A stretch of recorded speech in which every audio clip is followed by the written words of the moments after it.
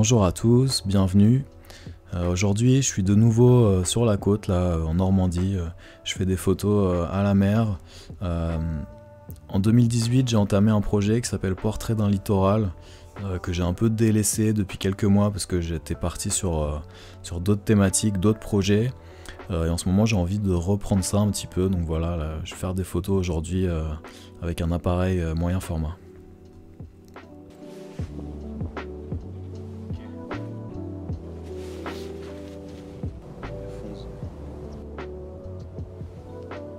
Donc quand je regarde mon téléphone, à chaque fois je mesure la lumière. J'ai une application qui s'appelle Lightmeter qui fonctionne plutôt pas mal. Donc là on voit, j'ai fait un test pour montrer dans la pièce à 400 ISO f8, je serai à 1/25e de seconde. Et si je ferme un peu mon diaph, ma vitesse va ralentir un peu.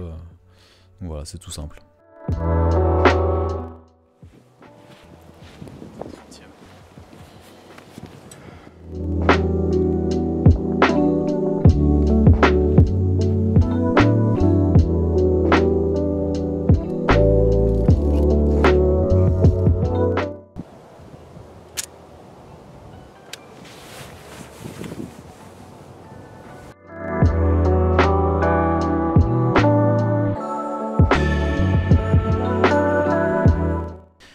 Comme je disais, je suis en train de reprendre ce projet, la Portrait d'un littoral, que j'avais un peu mis de côté depuis quelques temps.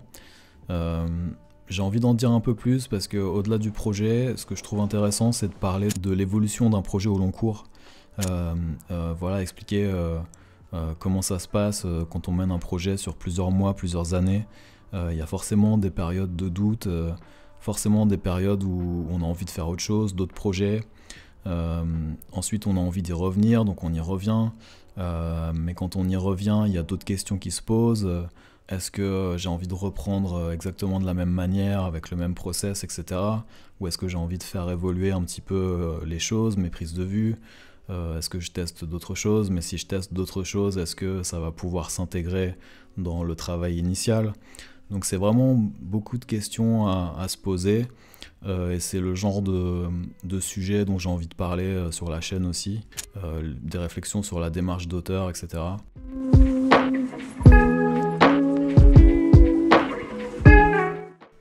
Donc pour revenir rapidement sur la genèse du projet, en fait au départ ce que je voulais faire c'était des photos des maisons qui bordaient la plage. C'était vraiment ça le point de départ. J'étais encore en études, j'étais super intéressé par la photographie documentaire, la nouvelle objectivité. Donc c'est ça que je voulais tester, des cadrages très frontaux.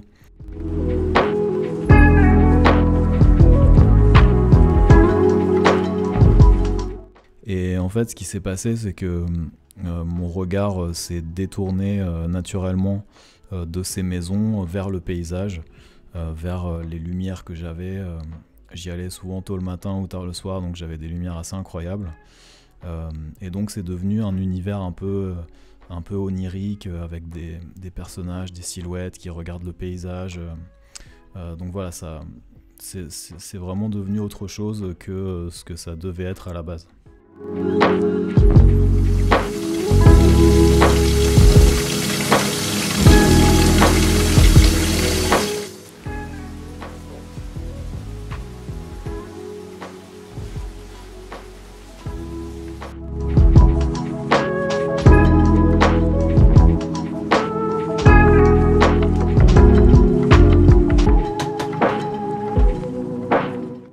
Donc concernant le développement, ce qui est cool avec le moyen format noir et blanc, c'est que je suis autonome sur toute la chaîne, c'est-à-dire que j'ai juste à acheter mes films et ensuite je peux développer moi-même et numériser moi-même.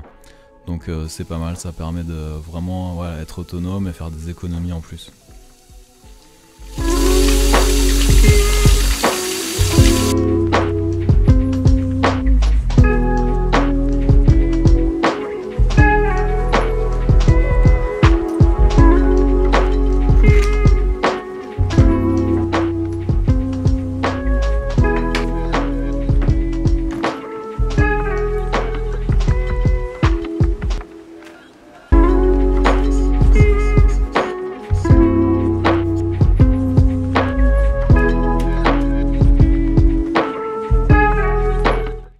revenir à Portrait d'un littoral, donc j'ai pas mal travaillé sur ce projet, notamment en 2018-2019. Et en 2019, je suis parti à Brasilia, où là j'ai travaillé sur quelque chose de complètement différent, un sujet lié à l'urbanisme. Et quand je suis rentré de Brasilia, j'ai décidé de poursuivre sur ces questions-là, d'espace urbain, notamment la question de la nature en ville. Et voilà, poursuivre cette réflexion dans d'autres lieux. Donc je me suis pas mal concentré là-dessus. Ça me plaît aussi beaucoup de faire ça, je pense que j'en reparlerai par la suite. Mais là, je suis un peu en train de remettre en question tous ces projets à long terme, essayer de définir qu'est-ce qui a le plus de sens pour moi, peut-être où est-ce que je suis le plus sincère, le plus pertinent, où est-ce que j'ai envie de mettre de l'énergie vraiment. Et donc c'est en ce sens-là que j'ai envie de reprendre Portrait d'un littoral, sans trop me poser de questions pour le moment. Parce que comme je disais, là je suis à la chambre au moyen format et en noir et blanc. Donc si je commence à me poser des questions, comment est-ce que j'intègre ça à mes images d'avant qui sont en numérique et en couleur, ça va me bloquer, je vais me dire que ça va pas marcher et en fait je vais rien faire. Donc j'essaye pour une fois de ne pas trop penser à la restitution, à comment je vais présenter ça et tout, et j'essaye de me concentrer sur la production, faire vraiment ce que j'ai envie, voilà, sans rentrer dans d'autres considérations, et me dire on verra bien par la suite ce qui se passera et ce que j'en ferai, quoi. Donc je voudrais terminer en vous présentant quelques pages de 2 bouquins. Le premier, c'est un livre de Harry Gruyaert qui s'appelle Rivage, dans lequel je me suis un peu replongé là récemment, parce que ça présente 40 ans d'images de bord de mer qu'il a pu faire lors de ses séjours dans différents pays. Et ce qui est intéressant, c'est qu'on voit au fil des pages que les ambiances sont très différentes. Il y a des images en Égypte, en Tanzanie, au Maroc, où les lumières sont très dures, où on a des ambiances très chaudes. Et la page suivante, ça peut être une photo en Belgique ou en baie de Somme ou en Irlande. Et là, évidemment, il y a des ambiances beaucoup plus froides, beaucoup moins de contraste. Donc c'est intéressant de voir comment ça peut marcher dans le cadre d'un livre. Et ça encourage et ça décomplexe un peu, où on se dit en fait que l'essentiel c'est de travailler, de faire des photos, et il y a bien un moment donné où on va réussir à donner une forme à tout ça, que ce soit au bout de 5 ans, de 10 ans ou de 40 ans comme là. Donc voilà, ça m'encourage à tester des choses, à ne pas hésiter à changer d'esthétique parfois, selon ses envies du moment, les choses qu'on a envie d'expérimenter, etc. Et ça n'empêche pas de garder un regard qui est cohérent sur le long terme et de faire un travail qui reste homogène.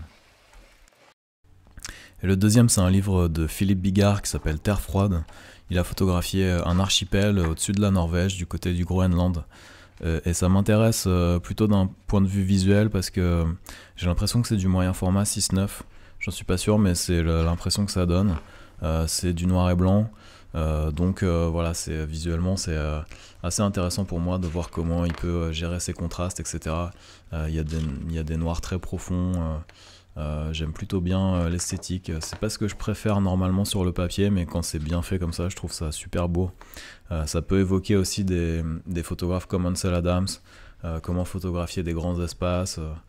Donc voilà, super intéressant aussi.